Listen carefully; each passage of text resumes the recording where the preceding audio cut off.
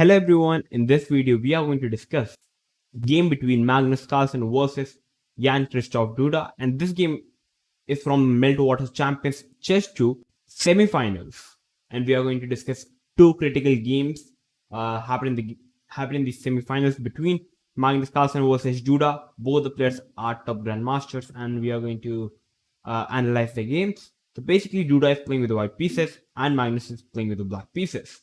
So basically, total four number of rounds are going to be held. The first player scoring 2.5 points out of 4 is going to win, and the losing player will be eliminated, and the winner would be qualified for the finals. So in this group we have Magnus versus Duda. In the next group we have Mamedyarov versus Rhg1 Rapid, and in that encounter Mamedyarov won in tie breaks. So basically, it's going to be very much fun. It's the second round of the encounter between Duda versus Magnus. In the first game, Magnus playing with white pieces drew against Duda. So playing with the white pieces, now Duda and Magnus Carlsen is playing with the black pieces. So the game starts with 1d4. And Magnus with the black pieces, as we know that he plays anything, he can play actually anything. He goes for knight f6, c4, g6, knight c3, and here we have bishop g7. We have the king's Indian defense on the board. e4, d6. So Magnus is going for the aggressive system, the king's Indian defense. h3 by Duda. So basically playing the h3 variation. There are already many options for white to continue the game. You can simply play the standard knight f3. You can play even f4. You can. I usually recommend to play f3 because it's a very heavy system. I have already made a video on it. There are many options to continue. So basically, Duda went for the h3 variation, which is also very good.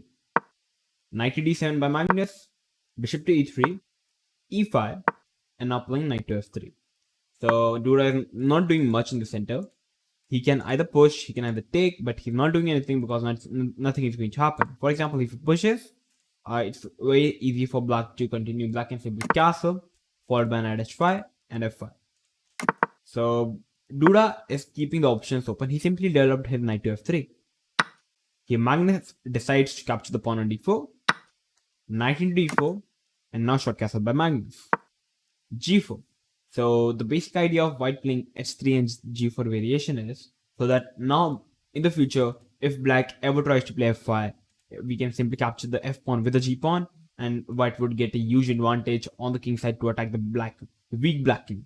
And basically, white's idea in this variation is to basically castle on the long side and attack on the king side for to the black king. So after g4, Magnus decides to play rook e8, simply focusing on the development of the pieces and also hitting the pawn on e4 now. So bishop to g2 by Duda, developing the piece and also keeping the option open to castle the short side. We have knight to c5. Now there is a triple attack on the pawn on e4. So we have queen to c2. Playing f3 is also a very fine move, I would say, because simply protecting the pawn with the pawn. But I think the idea of playing queen c2 in this position is you are basically protecting the pawn on e4, and you are also keeping the option open to long castle. So after queen c2, black decides to capture the pawn on e4. We have knight into e4, knight into e4, bishop into e4, and now queen to e7. So basically it looks like Magnus simply sacrificed a piece, but in the exchange what happened in this variation is after queen e7, black is simply hitting the bishop on e4. For example, if you try to move the bishop to g2 back, we simply have bishop into d4, and you cannot capture the bishop as the bishop is simply pinned on e3. So Duda simply defends it by playing f3. Now you can no longer capture the bishop as the bishop is defended by the pawn. So Magnus went for the best move, c6. And the idea of playing c6 in this position is black wants to play d5. Like for example, let's check white castles, long castles. Here we simply have d5, and after cd, the bishop is simply attacked. So for example, if you try to capture the pawn, you lose the bishop. And if you do not move the bishop, you are simply hanging up the piece on e4.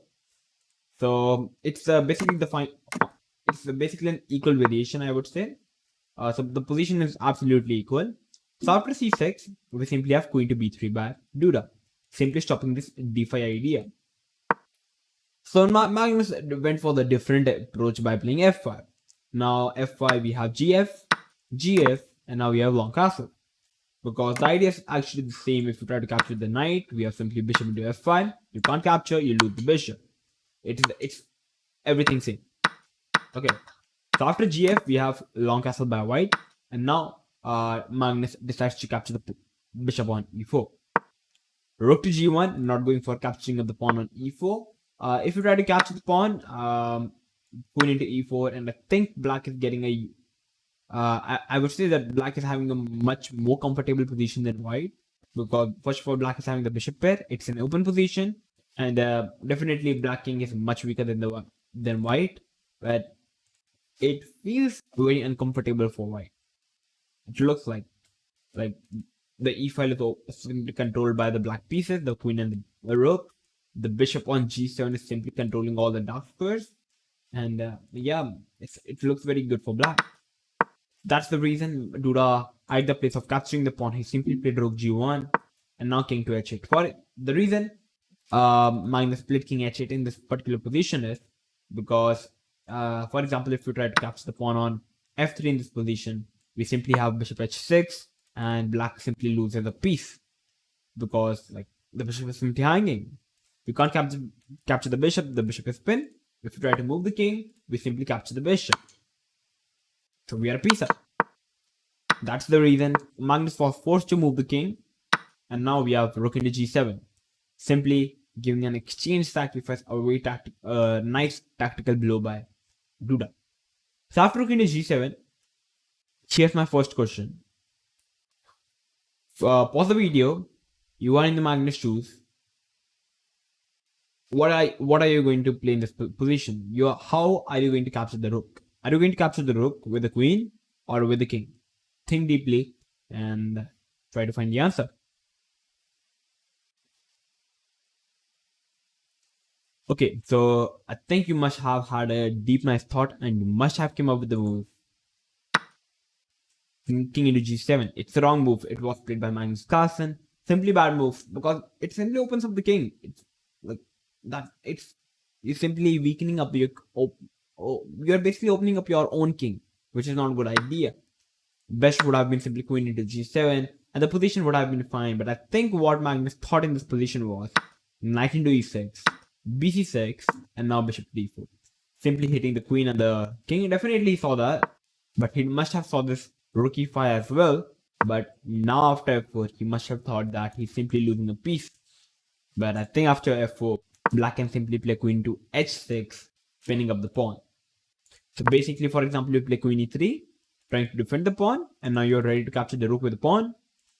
You have bishop into h3, and after pawn takes, after a couple of trades, I would say it's an equal position.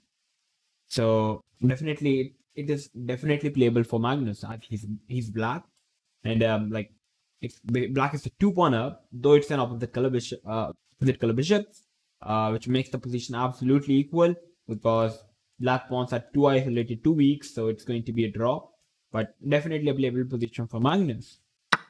But he captured with the king, which simply gives the opportunity to Duda to play rook to g1 check, king moved, and now c5 check. Like for example, if you go back to play king h8, now we simply have knight c6.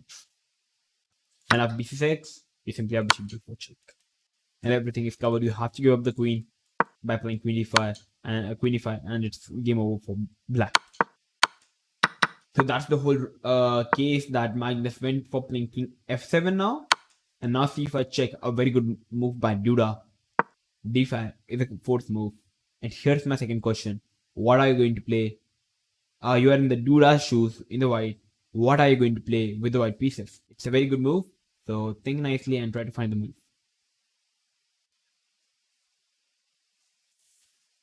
Okay, so all those who came up with the move, knight to b5, excellent. It's the best move. It's actually the only move. Your basic idea here is you want to put your knight to d6.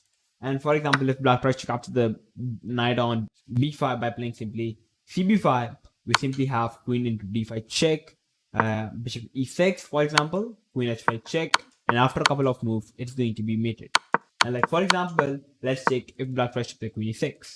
Now queen check, Now, for example, if king tries to run on the queen side, we simply have check, check, and after a couple of moves, it's simply black simply loses the queen and it's over. So that's the whole plan of white, and like Duda was very accurate.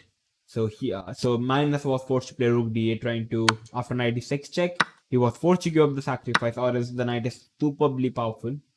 So rook takes, pawn takes, queen takes. So basically already it's very winning for, it's already completely winning for Duda because of the weak black king. We simply have f into e4, opening up the f file as well. Bishop to d7, Magnus trying to develop his queen side pieces. Rook f1 check, queen to c3. Queen c3 was simply a bad move by Duda.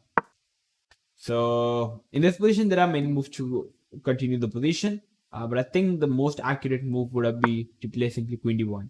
It's a back move. Perhaps that's the reason it's so difficult to find. But simply the idea of playing queen d1 in this position is white wants to put his queen to g4 and attack on the black king. The idea of playing queen c3, which happened in the game, is a bit slow because of rook to f8. Like queen d1 would have been simply perfect because the idea is to simply play queen g4 check. But he played queen c3, which makes Duda loses all the advantage. Now rook f8 is coming on time, and after check takes rook u1, trying to hit the black king. We simply have king f7, and now slowly and steadily Magnus king is escaping. Bishop check, and after a couple of moves, I would say Magnus actually played very well, I would say, and soon you won't believe when Duda went for capturing the bishop. It looks like that Duda is a piece up, but now comes queen to h1 check. Like if, for example, if you try to play queen e1, you simply have queen into e1 check, and you simply get mated on the background. So basically, Duda was forced to play bishop to e1, and here Magnus finds the best move, which is rook to e4, hitting the queen and the bishop. So basically, it looks like the game is really over for Duda now. Rook into d5 check, and here rook into d5 check. Here Carlsen should have played. Now it's your turn. Pause the video. You are in the Magnus shoes. What are you going to play with the black pieces? It's the only move, so try to find carefully. Okay, so there are many options. There are total 6 options to put the king. You can play king c8, king c7, king c6, king e6, king e7, or king e8. Okay, so in the game we have king to e6, but after king e6 we simply have queen d3. Basically, the best move is to simply play king to c6. We are hitting the rook, we are hitting the queen. If the queen moves, we hit the bishop. It's over. Basically, the best thing for white to do is to give up the queen and try to coordinate with the rook and the bishop. But I think personally, Magnus would be able to convert this, because I think it's going to be hard for Duda to play with the rook and the bishop against the queen. But king to e6, and Duda played queen b3, and it's over now.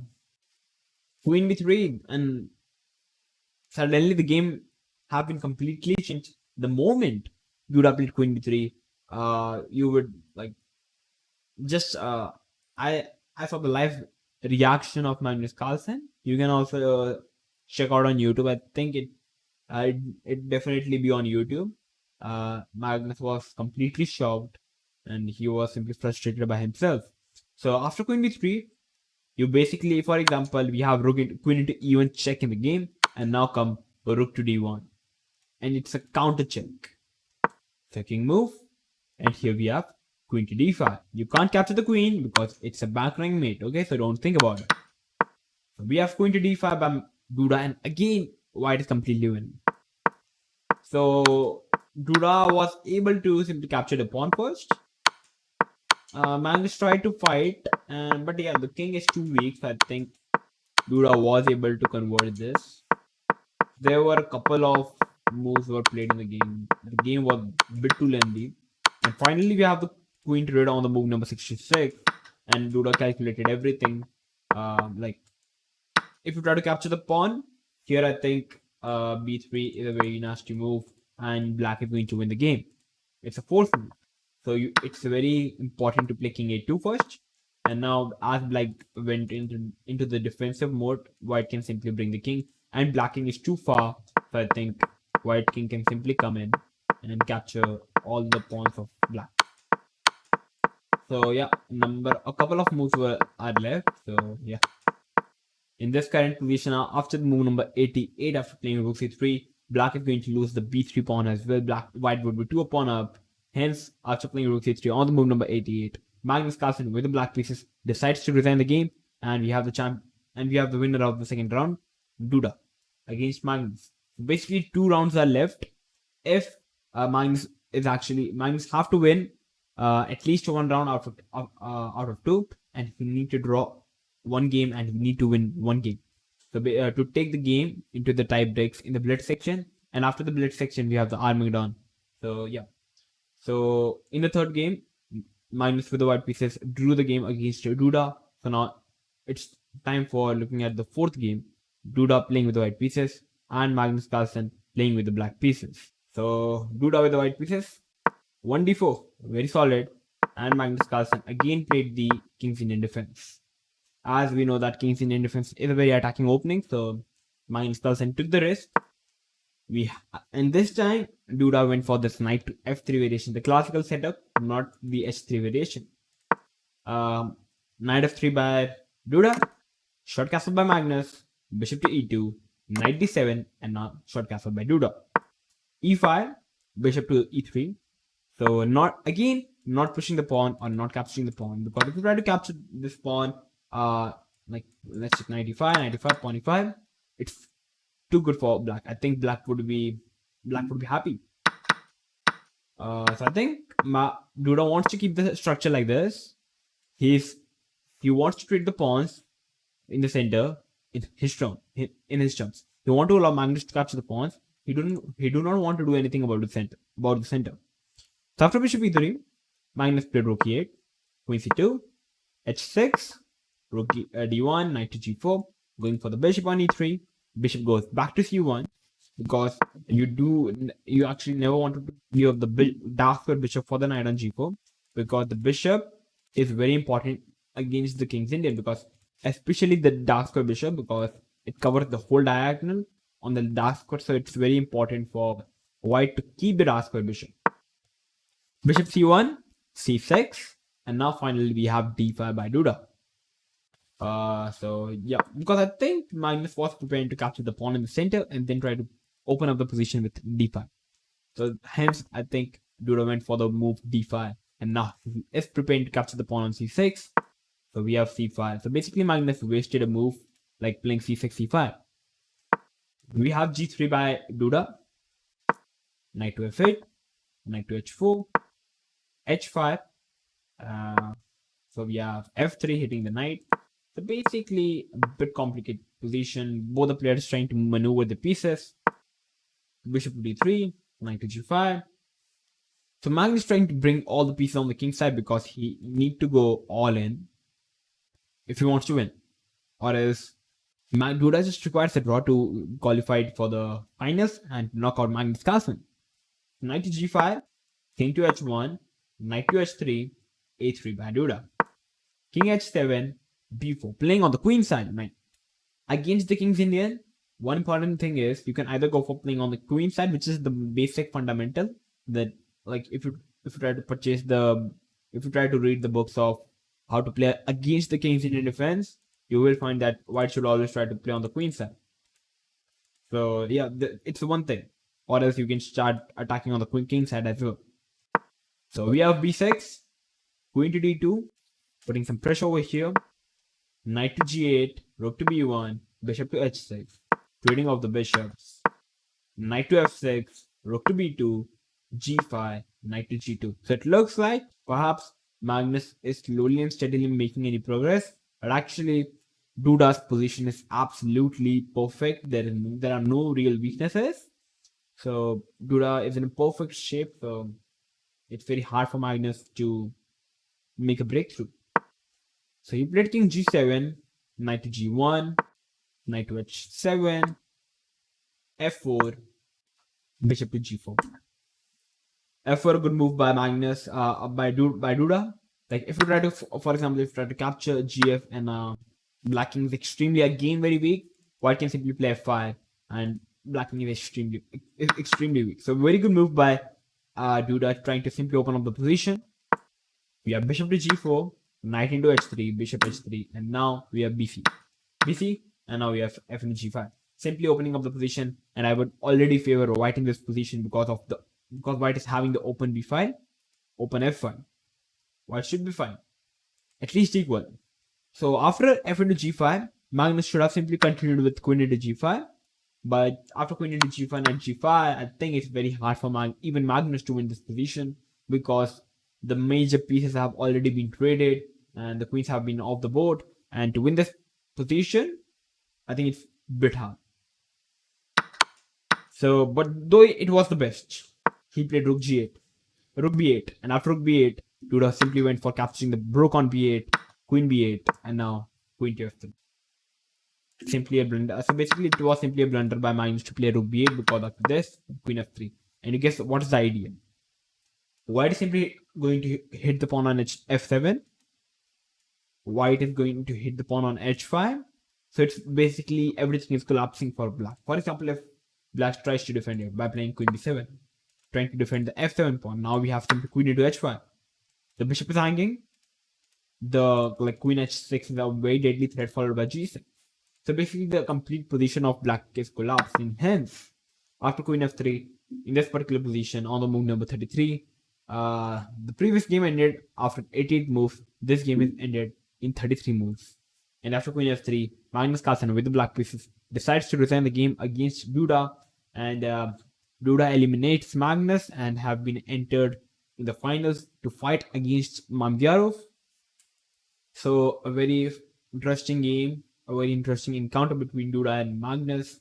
Magnus went for the aggressive approach to the king's Indian defense, and Duda showed how to play against the king's Indian defense. So I hope that you guys have liked the video. If you did, then make sure to like the video, share this video with everyone, and make sure to subscribe to our channel if you are new to our channel. So I'm going to come up with these interesting videos like this. So till then, stay tuned and keep watching One Shot Chess.